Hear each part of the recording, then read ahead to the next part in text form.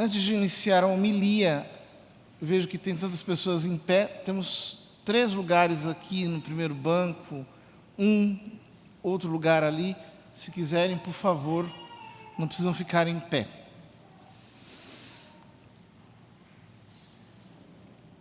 Tradicionalmente, o segundo domingo da Quaresma sempre nos apresenta o relato da transfiguração. Esta cena tão impressionante de Jesus que sobe ao alto de um monte e ali a sua aparência muda. Segundo São Marcos, as suas roupas ficam brancas e tão brancas como nenhuma lavadeira conseguiria alvejar no mundo. São Mateus ressalta mais o brilho. Sua face brilhava, ele resplandecia. Ou seja, é como se o véu da humanidade de Cristo, por um instante, fosse levantado e resplandecesse a glória da sua divindade. O texto nos diz que Jesus levou consigo Pedro, João e Tiago e subiu à montanha para rezar. São Lucas sempre enfatiza a oração. Ele é o evangelista que mais fala sobre a oração. Enquanto rezava, seu rosto mudou de aparência e sua roupa ficou muito branca e brilhante. Ora, por que este fenômeno aconteceu diante de Pedro, João e Tiago? Quem explica de uma maneira muito sintética e muito acertada isso, como sempre, é São Tomás de Aquino. Ele diz que, como Jesus deveria chegar à glória através da cruz, era conveniente que aqueles discípulos que iriam ver de modo mais evidente a sua desfiguração, pudessem antecipadamente ver a sua transfiguração, aquela que aconteceria quando ele ressuscitasse dos mortos. Porque diz São Tomás, quando nós fazemos uma viagem muito difícil, é preciso que nós conheçamos bem como será o ponto de chegada, sobretudo se esse ponto de chegada é maravilhoso. Senão nós corremos o risco de desanimar ao fazer essa viagem. E dava ele outro exemplo também. Ele dizia assim, como um arqueiro, para atirar a flecha, precisa enxergar o alvo.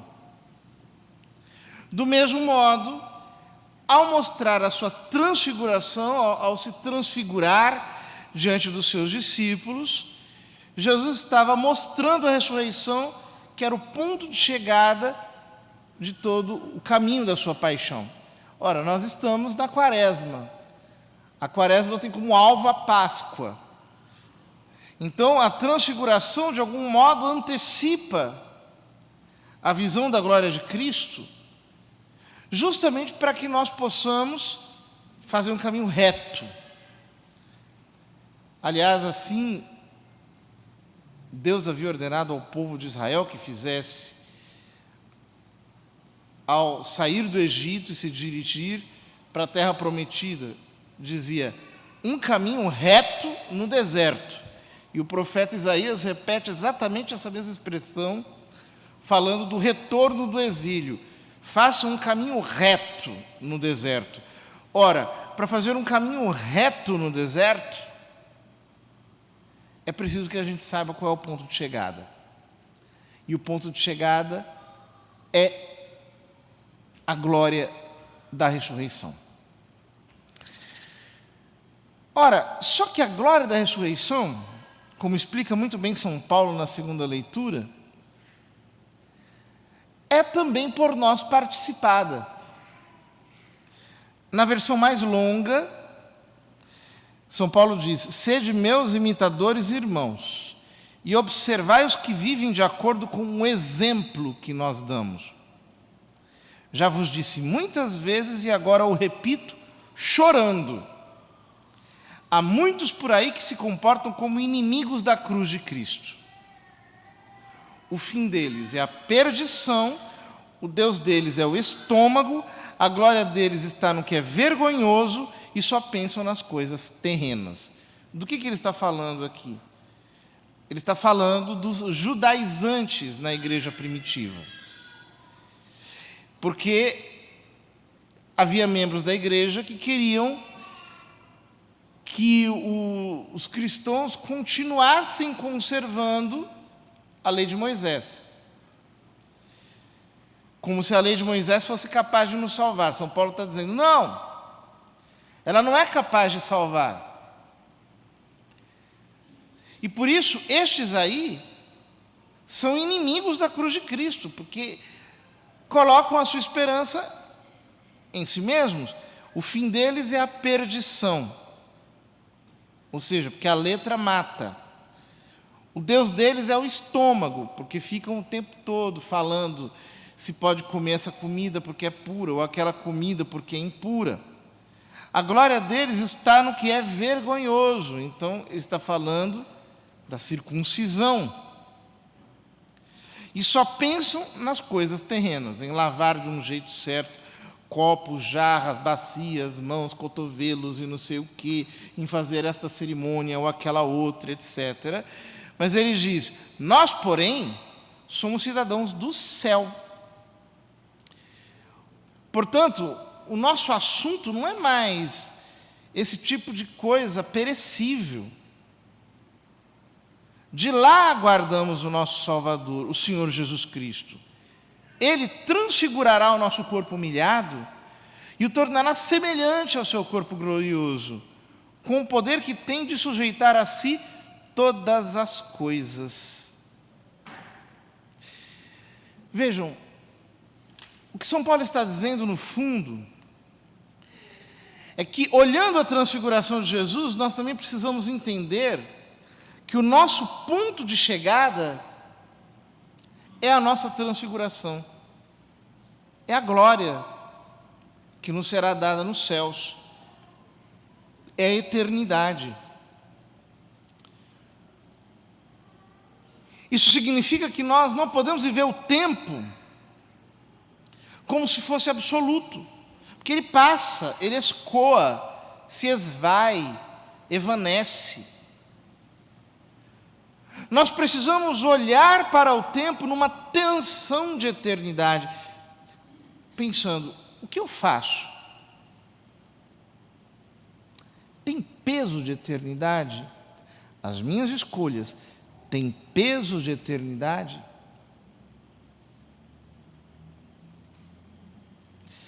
O que é que brilha para mim? O que brilha para mim é aquilo que é eterno, ou o que brilha para mim é o que é efêmero, o que é meramente temporal. Esses dias eu escutava um trecho, um recorte de uma pregação de um teólogo americano, não católico, calvinista, chamado John Piper. Muito interessante. Ele dizia umas verdades assim que são chocantes.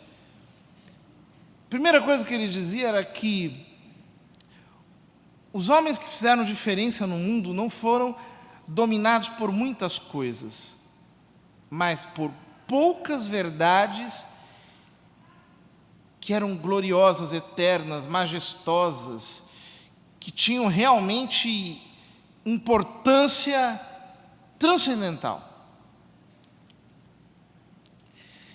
Estes homens fizeram justamente a diferença porque eles calcularam as suas vidas em função dessas verdades eternas.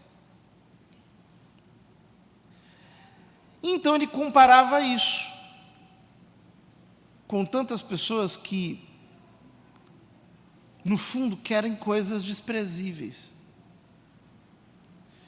Estão preocupados apenas em ter uma coisa aqui, uma casinha lá, um carrinho aqui, uma profissão ali, um tipo de vida, entre aspas, normal. Mas que no fundo, é uma flecha que não chegou ao seu alvo. No fundo, é a tragédia de uma vida desperdiçada, que poderia ter grande peso para a glória de Deus, mas que fica no meio do caminho. Por quê? Porque não enxergou o que realmente brilha, a glória da eternidade. Ora, para nós enxergarmos a glória eterna do Cristo, nós precisamos subir ao monte. Ou seja, é preciso abandonar a horizontalidade das coisas e enxergar a verticalidade radical da nossa existência.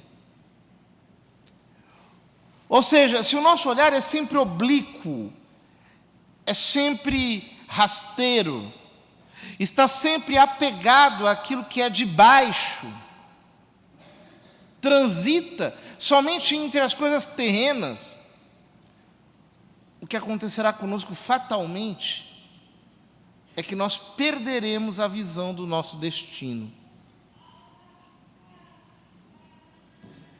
Qualquer pessoa que use um aplicativo de trânsito sabe disso.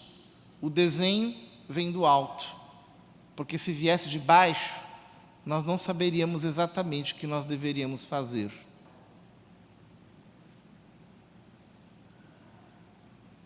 Nós precisamos recuperar a verticalidade.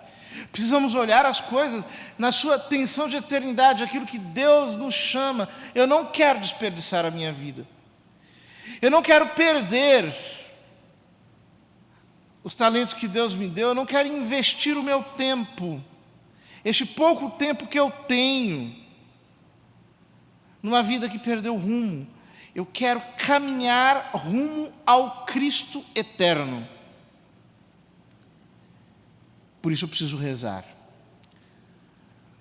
Subir ao monte é subir pela vida de oração.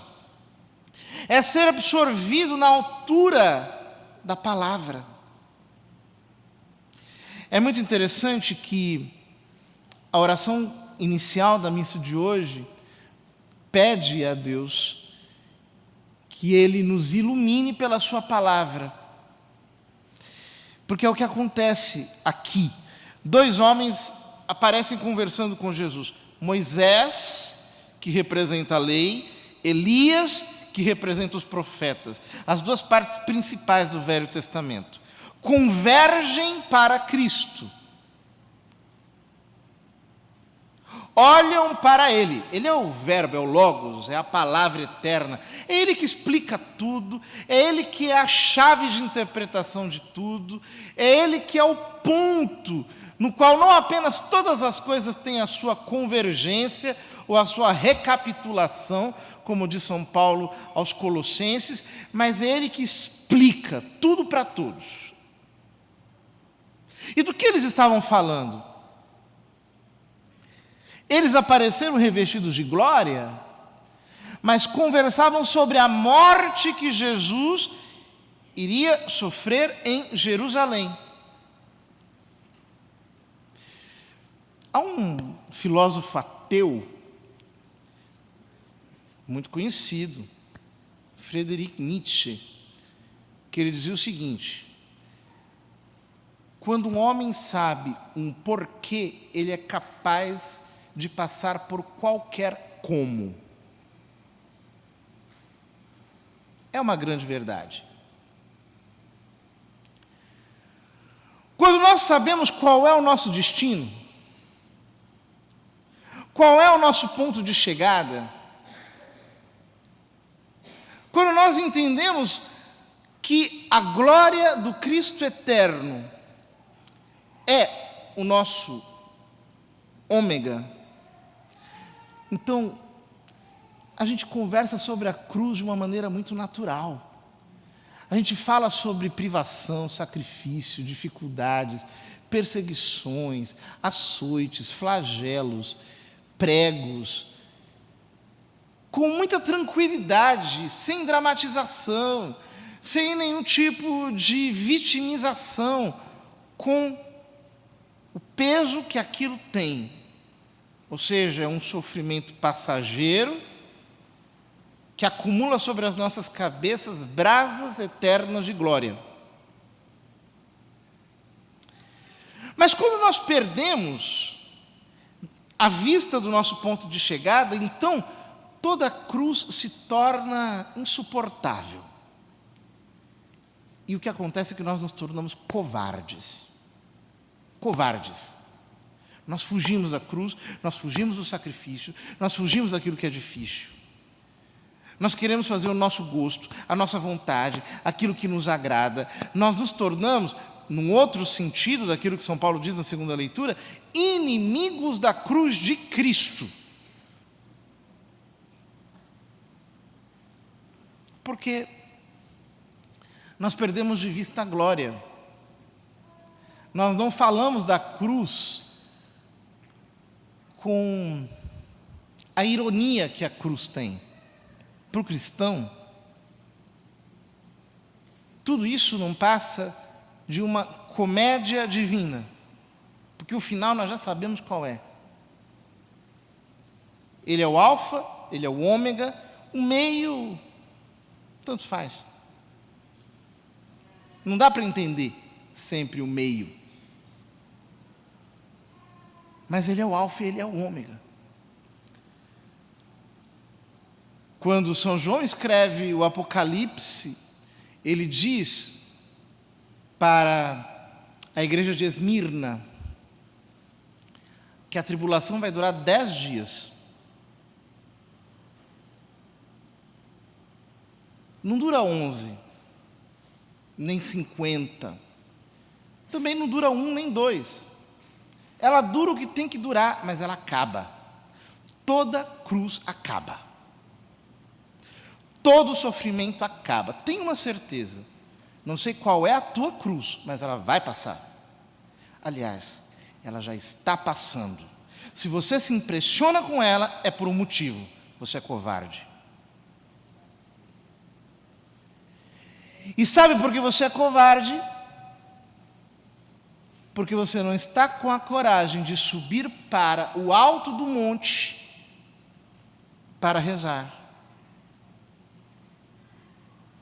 E se embeber da palavra.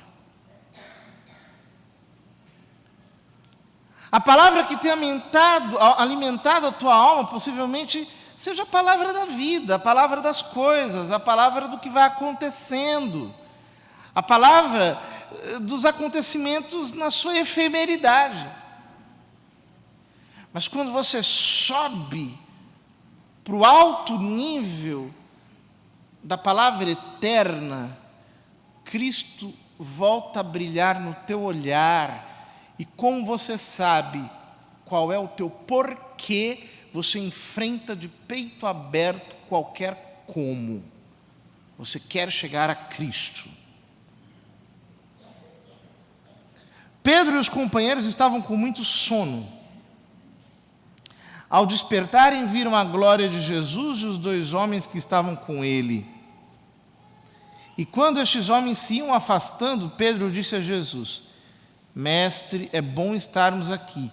Vamos fazer 3 tendas, uma para ti, outra para Moisés e outra para Elias. Ele não sabia o que estava falando, quando apareceu uma nuvem que os cobriu com sua sombra. Os discípulos ficaram com medo ao entrarem dentro da nuvem. Da nuvem, porém, saiu uma voz que dizia: este é o meu filho escolhido, escutai o que ele disse. A cena seguinte, ela é carregada de imagens que remetem a figuras do Velho Testamento. A nuvem que desce é a glória da Shekinah de Deus, que cai sobre o templo.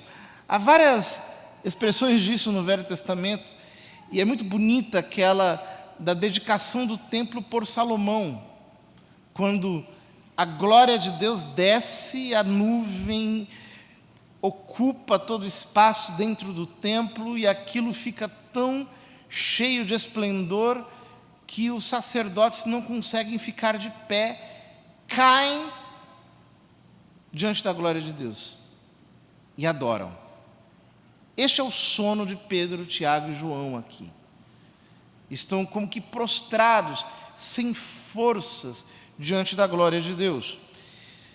São Pedro propõe que façam 3 tendas, o que nos remete à festa dos tabernáculos, que, aliás, é justamente essa festa que está ali próxima do mês de setembro, que é quando se comemora a festa da Transfiguração, no dia 6 de agosto, ali entre 6 de agosto e 14 de setembro, essa outra quaresma, digamos assim, que existe na outra parte do tempo litúrgico. O que nos interessa aqui perceber é que quando nós somos possuídos pela glória de Deus, quando o pensamento da glória dele ocupa o nosso coração, o nosso pensamento, então nós desdramatizamos toda a cruz, tudo isso. Isso se torna para nós caminho normal. Nós podemos descansar em paz. O nosso coração se enche de paz, de tranquilidade, de serenidade. Da paz, que não é a tranquilidade fisiológica de quem está fazendo a própria vontade, mas da paz que excede todo o entendimento, segundo nos diz São Paulo. A paz de quem sabe que está tudo certo. Mesmo fazendo aquilo que, de repente, mais me custa, me dói, eu estou bem. Porque eu sei em quem pus a minha confiança. Eu sei aonde esta trilha vai dar. Queridos irmãos, nós não estamos sozinhos.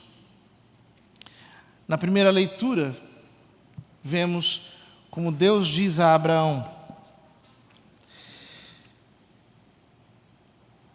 aos teus descendentes darei esta terra, desde o rio do Egito até o grande rio, o Eufrates. E naquele dia o Senhor fez aliança com Abraão. Deus tem uma aliança conosco.